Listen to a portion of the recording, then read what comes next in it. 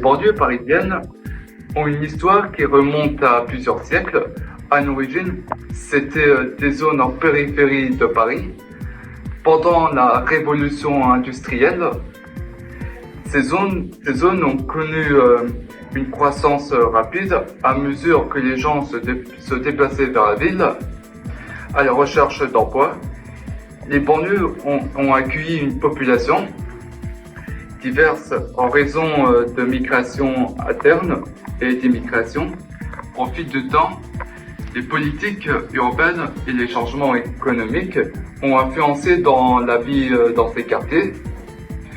Les émeutes en 2005 en banlieue parisienne ont mis en lumière des tensions sociales profondes, le chômage et la discrimination.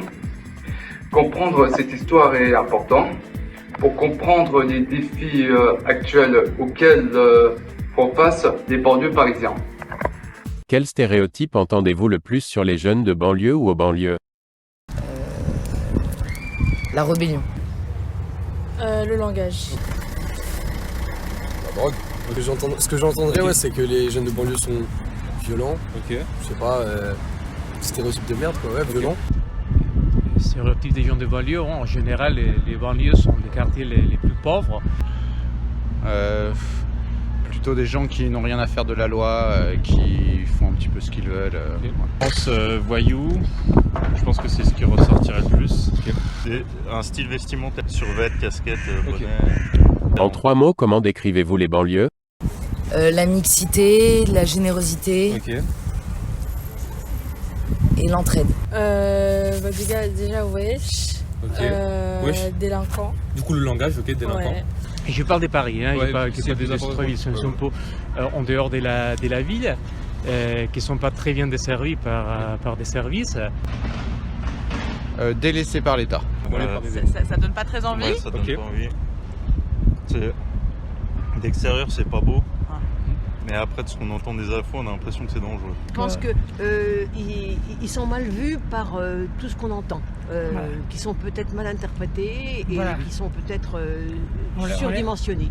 On les classe. Avez-vous déjà changé d'avis sur les banlieues après avoir eu une expérience personnelle ou via des proches? Bah moi je suis sortie avec un grand amour, il venait de Sarcelles et donc j'allais beaucoup à Sarcelles et que je trouve ça magnifique. Ouais. Pas spécialement, j'avoue je vais pas souvent en banlieue. Okay. Pas forcément. Pensez-vous que les stéréotypes ont un impact sur l'opinion publique? Il y a, je trouve, un très fort stéréotype dans l'opinion publique en France sur les habitants des banlieues. Clairement oui. Ouais. Oui, Là, bien sûr. Surtout, moi, je trouve que c'est à cause des infos. Okay. Vraiment, quand on regarde ça, surtout de l'extérieur, on a l'impression que c'est la guerre ou quoi que ce soit. Par exemple, finalement, quand... Par le rejet de la société. Oui, c'est ça qui fait qu'on fait des clans. Dans quelle mesure pensez-vous que les stéréotypes sur les jeunes de banlieue peuvent affecter leurs opportunités? Par exemple, on le sait déjà, les noms, déjà, les noms, okay. Ça peut affecter et le lieu où ils habitent aussi, quand ils recherchent un emploi ou qu'ils veulent changer de lieu d'habitat, aller vers des banlieues plus prospères, on va dire. Okay.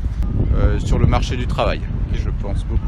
Est-ce que les médias influencent votre perception des banlieues? Ouais, c'est trop stigmatisant par rapport à comment les médias parlent des banlieues, ce que les médias rapportent sur les banlieues. C'est pas souvent des trucs intéressants, des trucs reportages, des trucs sur le développement des gens et plus sur regardez ce qui est pas bien, regardez ce qui est moins bien, etc. Donc de plus en plus, il y a des gens de banlieue qui arrivent à créer des associations, des trucs comme ça pour montrer qu'on fait des choses, etc. aussi en banlieue. Mais ouais, je trouve qu'encore c'est trop stigmatisé et du coup ça ferme trop sur les journalistes, etc. restent trop sur les mauvais trucs des banlieues. Oui, effectivement, puisqu'ils nous montrent souvent les côtés négatifs des banlieues. Par exemple, dès qu'il se passe quelque chose, je pense qu'on va tout de suite faire une généralité sur ces personnes qui peut-être foutent plus la merde. Et par exemple, des médias comme BFM TV, ils vont tout de suite dramatiser les choses.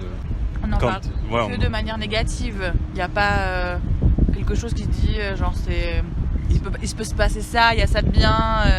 Ouais, c'est ça, il n'y a que le foot ou on a l'impression qu'il n'y a que le foot, enfin le sport ou le rap qui sortent des banlieues. Et il ne parle jamais des actions qui peuvent être faites dedans par les gens pour que ça se passe mieux et qu'ils essayent de s'en sortir. Il montre que par exemple peut-être que le négatif, que la violence, alors que c'est pas toujours forcément le cas de ces jeunes de banlieue. Pour conclure, la discrimination, c'est le fait de distinguer et de traiter différemment de manière rabaissante quelqu'un ou un groupe par rapport au reste de la collectivité ou par rapport à une autre personne. Les jeunes vivant dans les quartiers défavorisés peuvent être discriminés en raison de leur lieu de résidence, ceux qui peuvent se sentir par des difficultés d'accès à certains services, à l'emploi ou à l'éducation. Ensuite, il y a différents types de discrimination que j'ai aussi. Les discriminations socio-économiques, les jeunes vivant dans les quartiers défavorisés peuvent être discriminés en raison de leur lieu de résidence, ce qui peut se traduire par la difficulté d'accès à certains services, à l'emploi ou à l'éducation. La discrimination à l'embauche. Selon la Commission européenne, les discriminations les plus grandes sont l'origine du candidat, 64%, suivi par l'apparence physique, 50%, ensuite l'âge, 44%, l'handicap, 34%, le sexe, 30%, et les convictions religieuses, 37%. Et enfin, 7 ans après la loi Égalité et Citoyenneté du 26 janvier 2017, l'étude Ipsos, la formation à la non-discrimination à l'embauche, met en évidence les effets positifs de celle-ci, tout en soulignant l'important travail de sensibilisation à la lutte anti-discrimination qui reste à accomplir. Le SAP a publié un article le 07-06-2023 qui s'intitule « Je ne suis pas votre jeune de banlieue ». C'est un témoignage d'une jeune fille Billy qui habite en banlieue parisienne qui en a ras-le-bol des clichés que les médias et les plateaux télé disent sur les jeunes de banlieue. Notamment, je cite, « Les commentaires que peuvent laisser les gens sous les reportages étaient du truc du genre « Ce sont des voyous, ils devraient être en prison ». Et je me disais que c'était sûrement des campagnards ou des vieux parisiens bourgeois et retraités. Le Monde a publié un article le 22/10/2023 d'un élève en 3e. Un élève au collège en 3e a témoigné que c'est la première fois qu'il comprend qu'il aura du mal à choisir son orientation à cause de sa couleur de peau. Il dit qu'il vient d'obtenir son brevet avec la note de 12 sur 20. Rien d'extraordinaire, mais c'est suffisant pour me permettre d'aller en seconde générale comme je le souhaite, nous explique le jeune garçon. La CPE veut le pousser vers un métier manuel, par exemple la mécanique. Il écrit alors au directeur du collège pour plaider de sa cause. Et comme il est bon au foot, il accepte de le faire passer en seconde générale. Option sport-études, à ce moment-là, il comprend qu'il va falloir se battre pour rester sur la voie qu'il s'est fixée. Basta.media a publié un article le 27/06/2023 qui se nomme « Un surveillant de salle nous prenait pour des sauvages dans les musées et les classes de banlieue face au racisme ».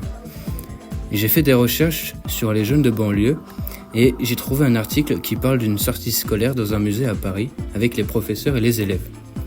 Une fois arrivé au musée, il y avait un surveillant dans le musée qui prenait les élèves pour des sauvages. Une professeure du lycée à Sarcelles, en colère après la visite au musée suite aux paroles du surveillant, avec des rappels à l'ordre, avant même qu'on entre, on a eu le sentiment qu'on n'était pas à notre place. Relate aussi Karim, instituteur à Saint-Denis, à propos d'une sortie au musée d'Orsay. Les 15 enseignantes et enseignants de banlieue sollicités pour cet article ont expliqué, lors des sorties scolaires en banlieue, qu'ils remarquent régulièrement leurs élèves victimes de racisme dans les musées parisiens. What it feel like to see the truth and still ignore it? Whether in denial or out of it is still important. I'm from where they sold men.